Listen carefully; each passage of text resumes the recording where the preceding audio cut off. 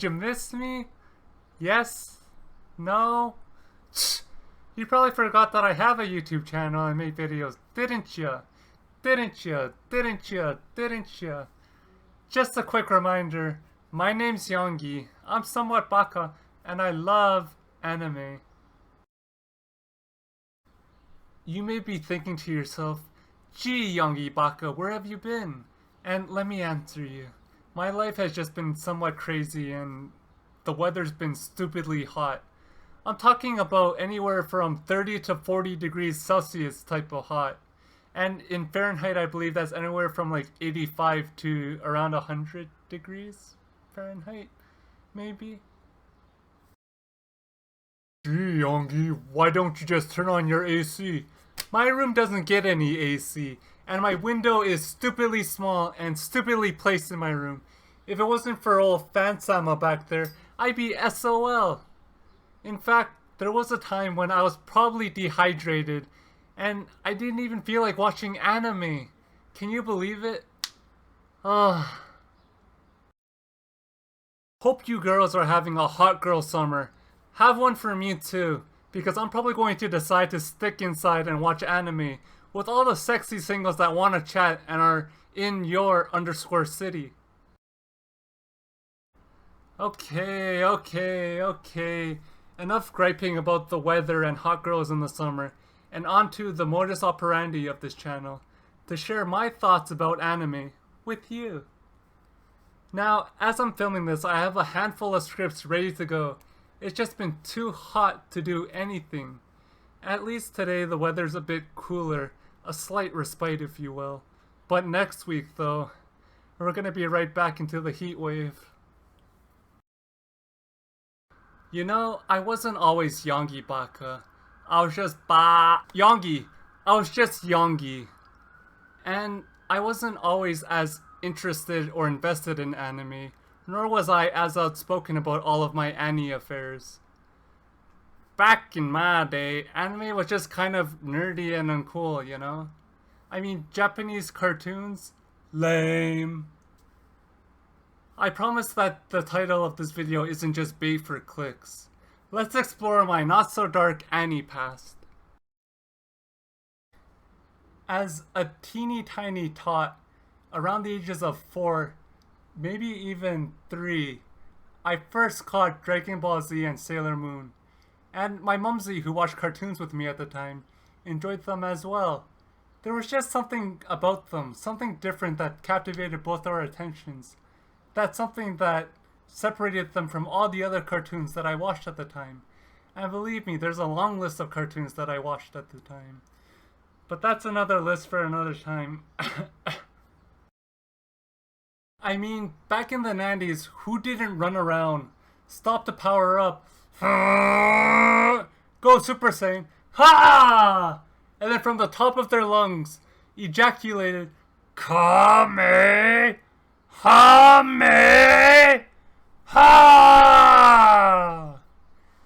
That was my default pose, and just imagine a younger Yonggi-baka without glasses, arms stretched out like his favorite superhero Goku, and looking kinda constipated. On the flip side of the same coin, I also really enjoyed watching Sailor Moon as a kid. But boy, oh boy, did I get clowned on for liking Sailor Moon. I mean, a show about 6 high school girls that are really pretty and cute, fighting the forces of evil and doing it in a uniform that consists of a miniskirt. Plus, for about like 0.2 of a second, they're practically naked while getting into said uniform.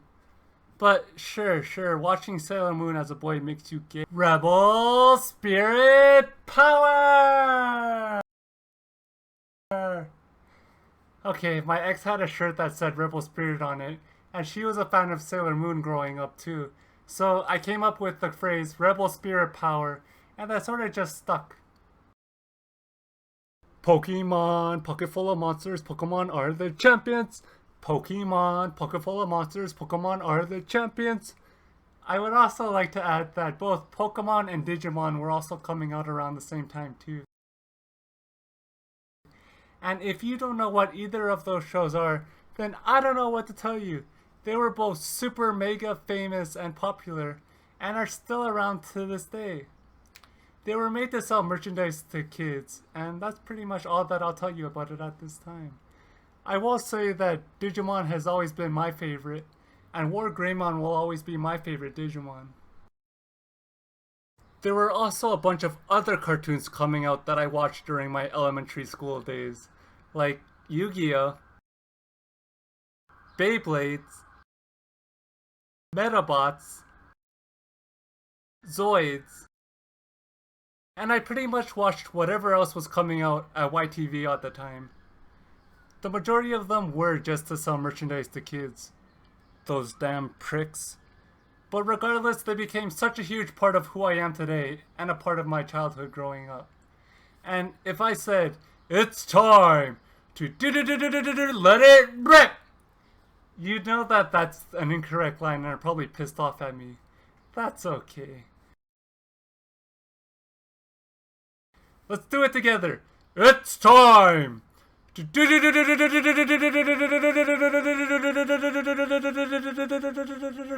duh! At some point in time, YTV introduced a block of cartoons that was targeted towards a more mature audience and contained more mature themes. I'm talking about age 14 plus type of themes. You know that warning you would get every time something came on that would say, viewer discretion is advised. This program may not be suitable and recommended for younger audience members because of the themes and subject material.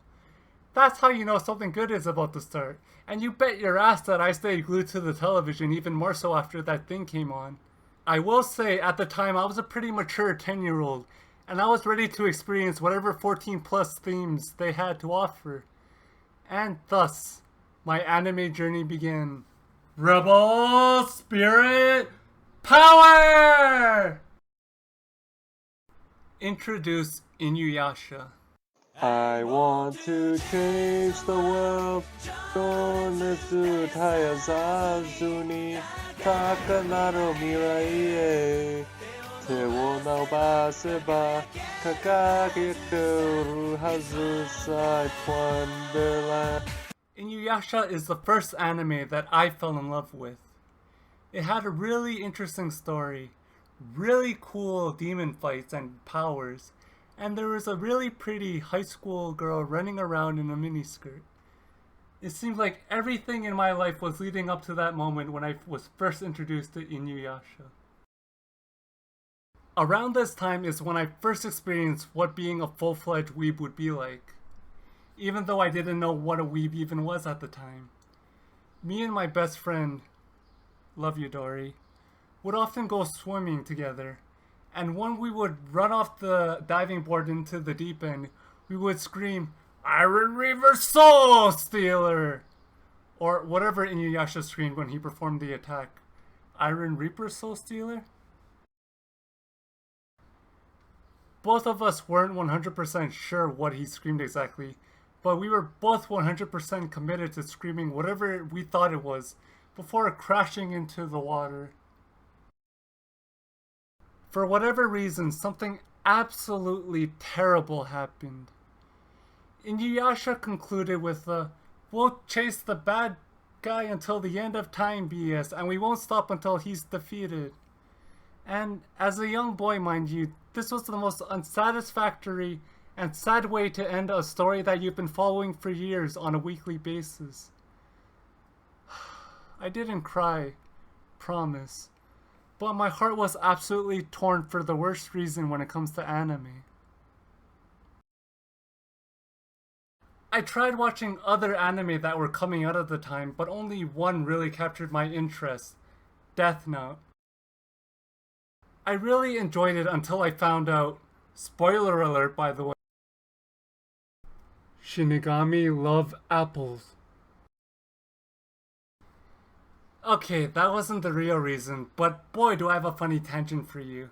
A handful of years ago, a couple friends and I were playing a game called Destiny, and we were about to do a raid or something like that where we needed 6 players to complete. We were 1 player short, so we asked one of our gaming friends, who was about 10 years younger, hey, you find whoever has skill and is available when you're in a pinch, right? To join us. he recently changed his gamer tag to something like Shinigami Meta or something lame like that. So I asked him, did you know that Shinigami like apples? To which my group of friends, all cultured individuals, erupted into a chorus of laughter.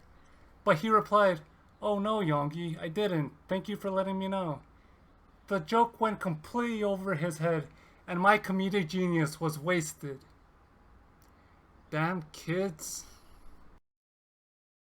Back to the video. Where was I again? Oh right, the real spoiler. L gets killed by Kira. I mean, Death Note was good, but after that point, Nier and Mello couldn't hold the light to L. Get it? Hold the light to L? Huh! So funny! If you don't get it, go watch Death Note, and I apologize for the spoiler, but you had over a decade. After Death Note, there was really nothing that captured my interest anime-wise. Like I've said before in another video, I'd rather go home and spend my time killing slimes on MapleStory and playing Call of Duty with my friends. Fast forward half a decade, and my best friend opens a Netflix account and gives me a slot on the account. Bless his heart. And guess what? Inuyasha was there. I heard that the actual Japanese Inuyasha gives a proper conclusion to the saga, unlike the licensed Canadian piece of...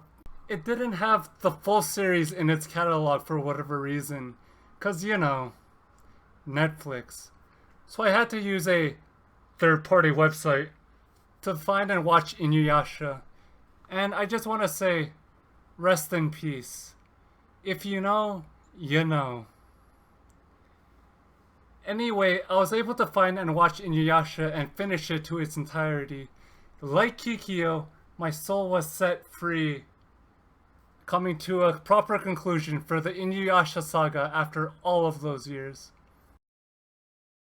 I did catch a couple of anime thereafter while Netflix and chilling, mostly by myself, but I was never really that hardcore of a fan. As some would say, I was a filthy casual. Come 2019, the same best friend introduced me to Crunchyroll, and this is all his fault, really. And here we are. I'm a self-proclaimed weeb who spends all of my free time watching anime, sleeping, eating, and pooping. How baka? Oh! I get it now! Yonggi-baka. Yonggi is baka. Thank you for sticking it out with me and staying to the end of the video. I do appreciate it. Now you know a little bit more about me. Why don't you tell me a little bit more about yourself? Like, what's your favorite type of anime that focuses on music? Sorry. Anyway, thank you so much. Sorry about the coughing. And as always, take care of yourself. And until next time, ja mata ne!